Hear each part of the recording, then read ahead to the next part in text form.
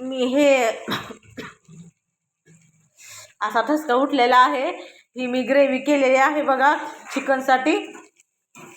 मस्त असं नाही का मिठातलं नाही का म्हटलं थोडंसं पिऊला दिलं आणि थोडंसं नाही का हे तिखट म्हटलं करावं. तुम्हाला तर माहीत आहे नाही का की मी काय वसाड वगैरे खात नाही. दादूसाठी आणि त्यांच्या पप्पासाठी आहे हे चिकन खास.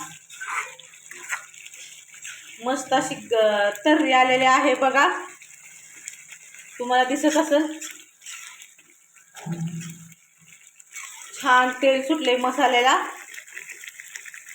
कोण कोण असं बनवतं सांगा. थोडंसं ह्यात मी पाणी टाकून वगैरे नाही का केलेले आहे तयार. ह्याच्यात जाणार आहे चिकनचा मसाला, परत चिकन जाणार आहे. म्हटलं नाही का ह्याच्यामध्ये थोडंसं आपलं नाही का चिकन वगैरे करून हे करावं. तेच ते आमटी वगैरे खाऊन पण हे झाले नाही का. एका हाताने मी घेते आणि एका हाताने कॅमेरा पकडते.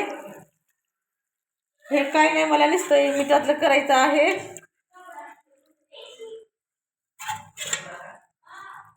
तर हे बघा मस्त असं नाही का मसालेदार चिकन. बघता क्षणी ह्याच्यातलं आपण 3 नाही तर 2च भाकरी खाऊ शकतो. आपलं हे 2 ऐवजी 3 भाकरी खाऊ शकतो. मसालेदार चिकन तयार झालेला आहे. तर बघा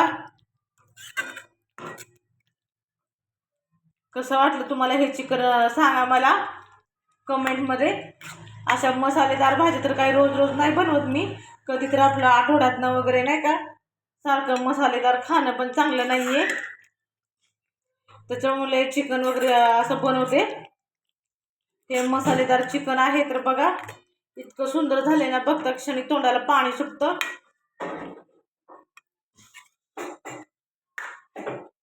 मसालेदार चिकन. तर चला खायला या. हे तुम्ही भाताबरोबर खाऊ शकता किंवा भाकरी बरोबर खाऊ शकता.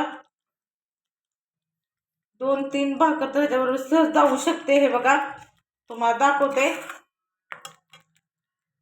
तर चला परत व्हिडिओ मोठा होईल.